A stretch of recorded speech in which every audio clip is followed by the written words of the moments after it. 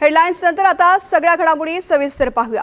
महायुतीमधील महामंडळ वाटपाबाबतचं सूत्र अखेर निश्चित झाल्याची माहिती मंत्री छगन भुजबळ यांनी दिली आहे। महायुतीमधील तीनही पक्षांना त्यांच्या आमदार संख्येनुसार महामंडळाचं वाटप केलं जाणार आहे। ज्या पक्षाकडे सर्वाधिक आमदार आहेत त्या पक्षाला सर्वाधिक महामंडळ मिळतील, तर कमी आमदार संख्या असलेल्या पक्षांना त्यानुसार कमी महामंडळ दिली जातील।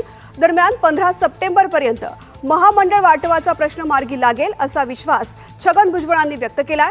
त्यामुळे महायुतीमधील इच्छुक नेत्यांच्या नजरा आता महामंडळ वाटपाकडे लागलेल्या आहेत।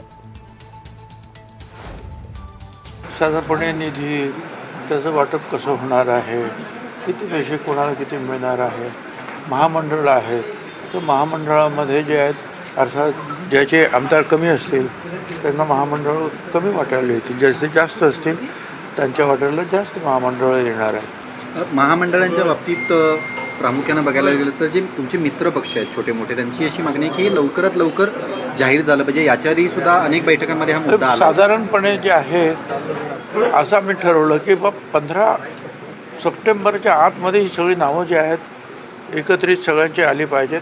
शक्य तितक्या असं समजा 15 पण ह्या सप्टेंबर महिन्यामध्ये सगळं संपवून टाकलं पाहिजे आणि सगळ्याचे निर्णय झाले पाहिजेत, अशा रीतीने आम्ही काम करणार आहोत।